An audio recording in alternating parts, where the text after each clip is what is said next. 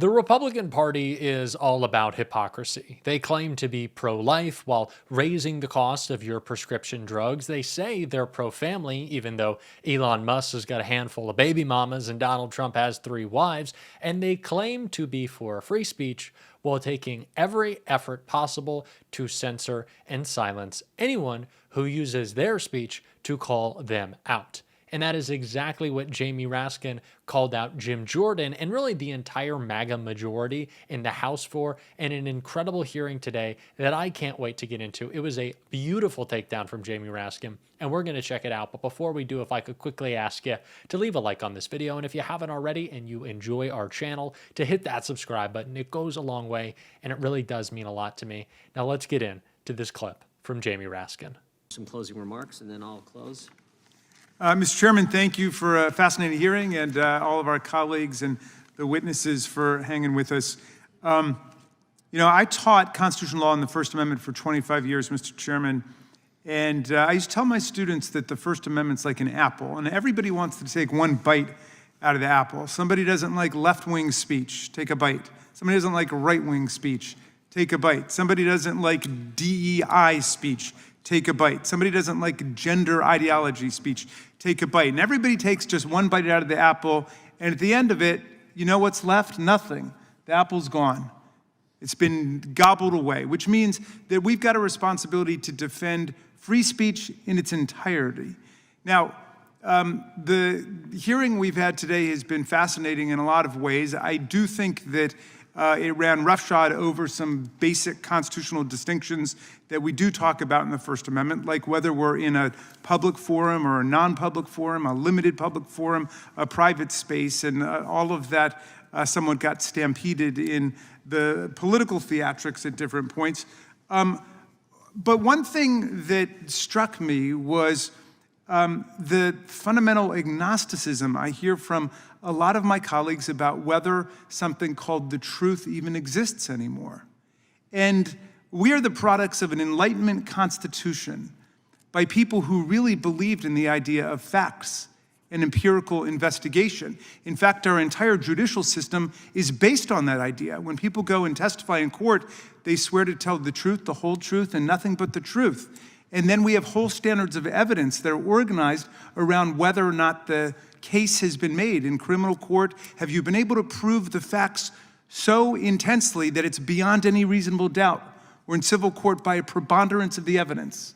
And so our judicial system is based on the idea that there is the truth. If you think about it, Mr. Chairman, our democratic system is based on the idea that there's the truth. I heard people today and in other contexts saying, well, no, we don't want to take down Russian disinformation on social media sites telling people to go and vote on Wednesday, November 9th, if the election is Tuesday, November 8th. That's a violation of free speech, as opposed to just a lie and a fraud perpetrated on the public.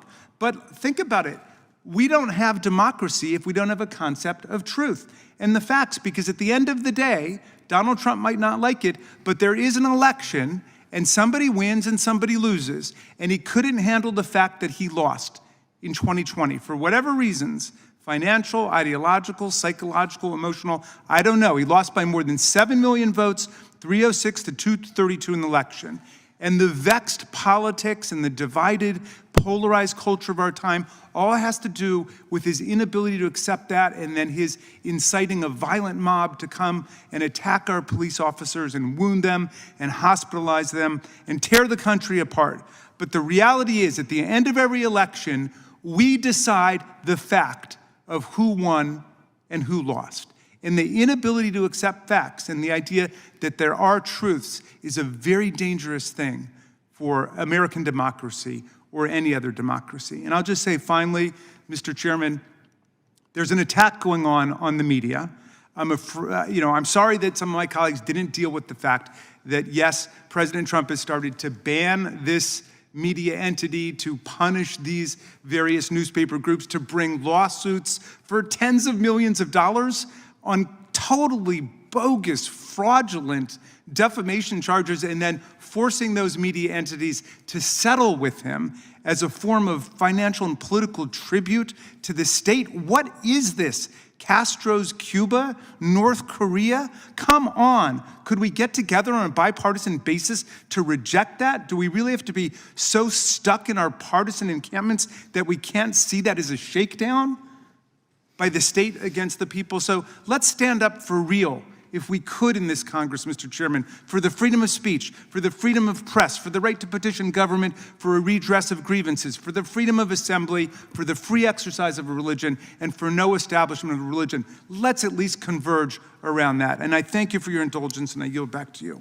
Republicans want to pretend that truth doesn't exist. Republicans want to tell you that there's a gray area everywhere, because if we do admit the truth, that there is truth, that there is right and wrong, that pardoning January 6th insurrectionists is bad, that tariffs will raise costs, that Donald Trump is a criminal and so is his buddy Elon Musk, it really gets tough to wake up and be a Republican every day.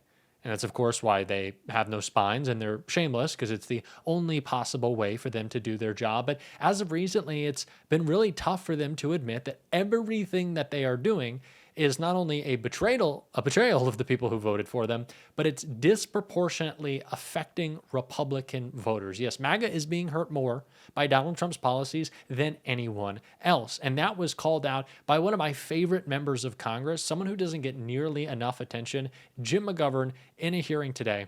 And I want to take a look at that. You know, do you know what the, I'm assuming the answer to this is yes, but have you ever talked to a family who's on SNAP? Absolutely. And do you know what the average SNAP benefit per person per meal is?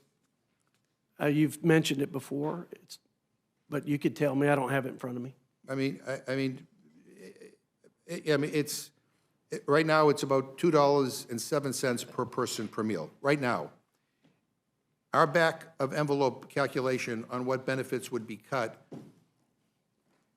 and it would be if they cut the 2021 benefit update, would take that from $2.07 per person per meal to about $1.60 per person per meal. Do you know how many people, are on SNAP in your district, Mr. Arrington? A lot less after we passed the Tax Cuts and Jobs Act. A lot less.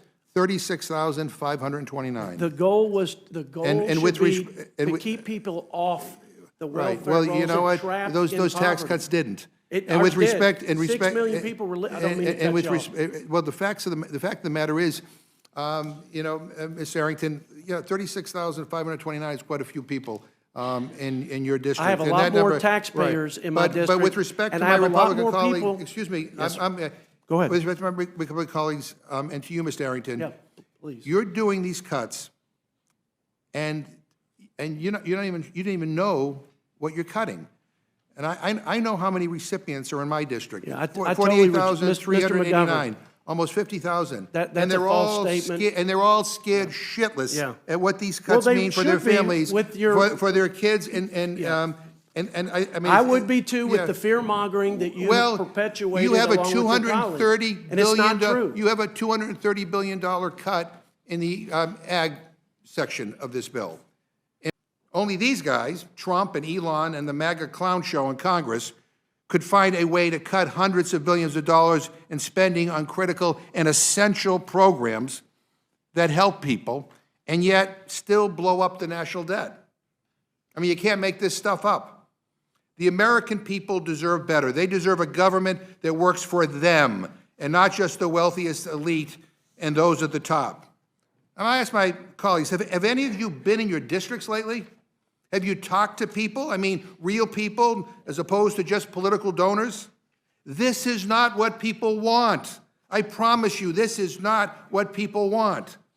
And now I have less and less sympathy every single day for the Trump voter who is losing their job, losing assistance from government programs, losing their sanity because of what Donald Trump is doing to our government. But yeah, it's pretty clear that the same people who elected him are now feeling the worst aspects of his agenda. They're really feeling the pain. They are really learning their lesson, or at least I hope they are. I hope the takeaway from this is that Republicans can't govern, because we saw what happened in the last Congress, and somehow MAGA got the Senate as well. I feel like people didn't learn their lesson, that this is not a party that can govern. It's just about obstruction. It is about taking things away. It is about pointing the finger. It's about blaming.